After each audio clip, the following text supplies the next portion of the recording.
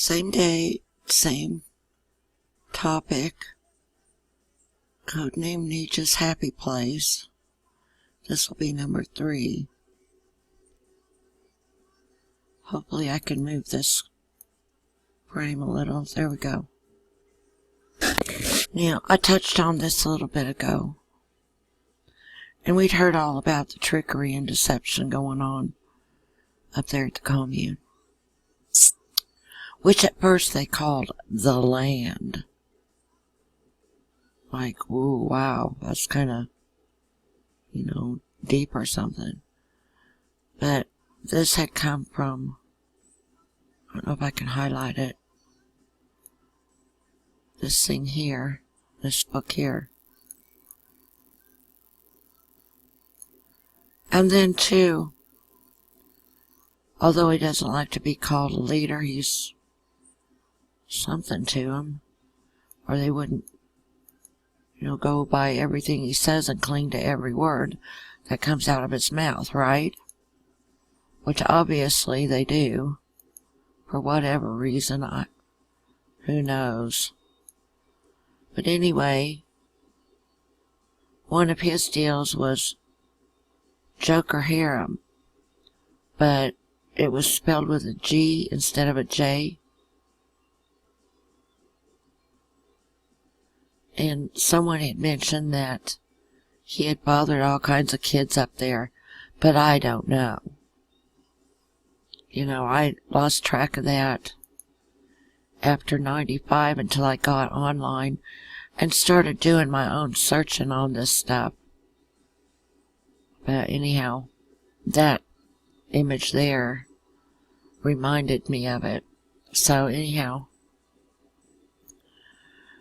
I'm all like, just totally shocked, basically. We lived really close to the post office, and there was one or two occasions that she had taken a letter up there. And I remember the first time that she went up to the post office on her own. It was a nice day, it wasn't anything yucky outside. And I waited there on the porch to make sure, to see her there and back. I guess you could call that rather protective, but I don't know. Anyway, that close to the post office, so I was eating my little lettuce salad this evening, which I couldn't finish. After I added cheese, I ended up giving it to the cat. And it had cottage cheese on it too, and green goddess dressing, but cat can like it. Why didn't she write while we were gone? She could have penned a brief message. Dear Mom, I'm being raped 2 or 3 times a day. Send the cops over here pronto. Love, signed, whatever, daughter. These coulda, woulda, shoulda, didn't things that keep cropping up. Why not write a letter? Oh, how genius of me. Why didn't I think of that? Since she doesn't want to go there and talk about it, then why not write a letter?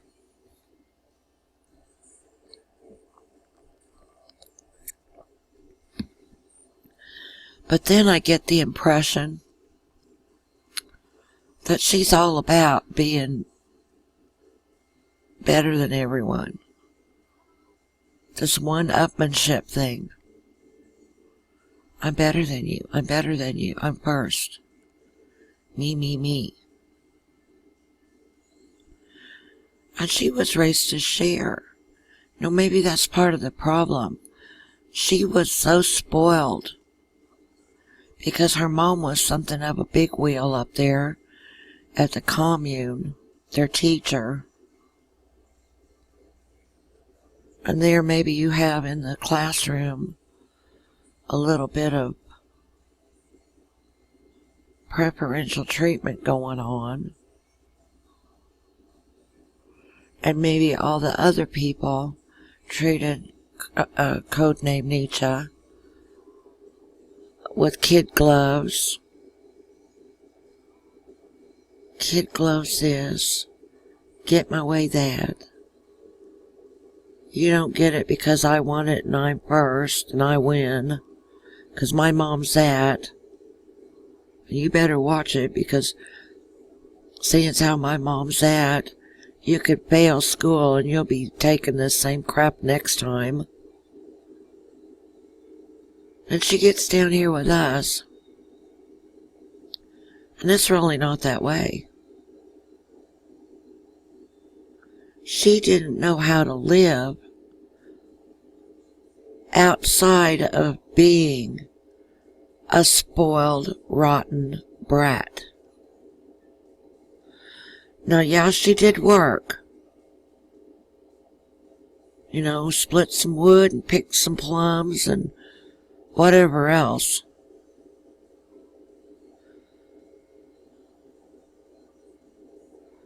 And we let them have it kind of easy when they first got down to our house for about a month. And John and I were pretty much doing it all. And they'd sit in there and watch TV just off the kitchen in that little TV room. And one night I was in there with John doing something, fixing salad, I guess. I think it was salad. And I said, hey, what'd be wrong with us getting them in here to help? Pardon me, it could be like a little extra family time. Well, nothing, there'd be nothing wrong with that. In fact, that's a good idea. Hey kids, get in here. Pardon me. So here they came.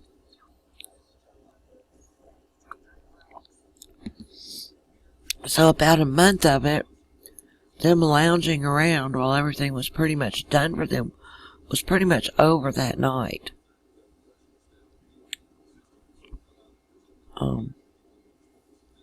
I don't think I was mean. She could have been a lot more cooperative just because her dad was asleep and he wasn't the one telling her, you do this, you do that, you gotta have this ready for that thing, this thing ready for that other thing, and you gotta do that or you're gonna get an F, you know, on your paper, or, you know, you gotta do it. It was me. You can't wear that to school, they're gonna think you're some kind of outsider creep.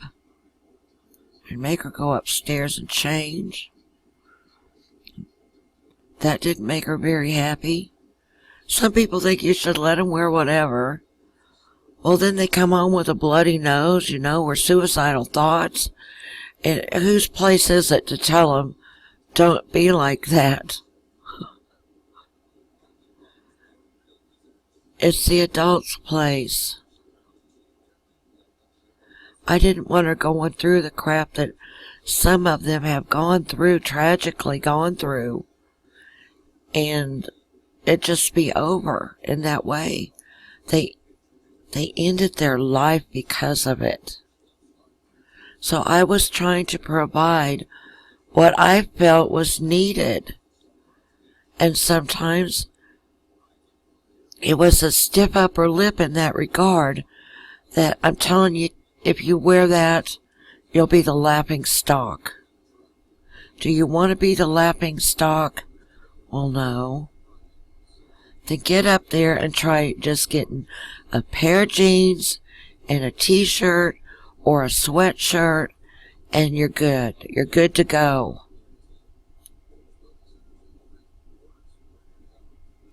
I was not evil. I was not mean.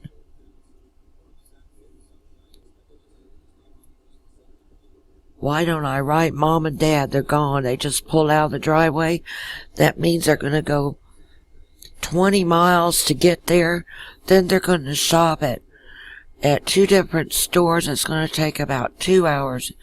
between an hour and a half and 2 hours at each store, because they're not just going in there for a gallon of milk, or a pack of cigarettes. They're going to be there a little while, and they got to gas the van, and it's got dual tanks, so it takes almost twice as long. So I can pen a letter, or I can go to the neighbors to launch my complaint, or tell what's going on, my plight, and gee, oh wow, I'll be saved by this time tomorrow if I call, and this time 3 or 4 days when the letter gets there, my mom will place that call right away, and I'll be saved right after that. Why aren't those the thoughts of someone who's got a axe, an axe to grind sort of deal? That's what it seems like to me, basically, an axe to grind. And who did she grind it on? She ground it on me and my son. My mother saw her mistreating Bradley, and she'd pop him on the head. And Mom told me about it. And of course my medication was such that it went in one ear and out the other, and then here all this time later it comes rolling out my mouth. Well, that's life. That's how it goes. Why was she popping Bradley on the head? I have no idea, but I don't like it. And if I hadn't been on meds, I probably would have stood up to her about it and say, looky here, you better knock that off. You're not going to be mistreating little Bradley. He was little, 5, 6, 7 years old. You're not going to be treating him that way. Well, then this other time she got sassy and smart alecky, and her job was to cut the coupons out. She's just sitting there at the dining room table near her window. I don't know if it was open at this point or not, but sitting there she is. She's got a weapon in her hand, some scissors, clipping coupons while John and I are in the basement hanging sheetrock in that little tornado room. Yes, we had a little tornado room, is what we called it. Had our coffee pot down there and a radio and a couch and a table set up. We had a puzzle. We were working on it down there for when we had to go. A lot of people in Missouri have tornado rooms in their basement. That's just life. And she was to do that, and Bradley was over at the house, and one of us said on our way down the stairs, now you keep an eye on him. Make sure he doesn't get into something and get hurt or get in trouble. Well, what she do? She gives him the scissors, and he goes over to the windows in the family room at the end of the hall, not the TV room near the kitchen. Well, they were both near the kitchen, but at the end of the hall was the family room, and then later on we also had a TV room back there before it got turned into an office. But he went to the window, and I had found this very select piece of kind of a peach colored lace, and there was only so much of it. There was no extra at all, and my mother whipped up the curtains for me for that old house with the odd-shaped windows, because the house was built in 1870, and they all had those really tall windows, and you had to special make or special order any window treatments you put on there. And he cut holes in those curtains, and she sat there and watched him. Oh, that burned me like you would not believe. And she's like, when I asked her why, she's like, well, I couldn't do both. Like, she couldn't keep the scissors out of his hands that she was supposed to cut coupons with, and if he made a move to grab them, she could have yelled at him, or, yelled at us to come up and see about it. No.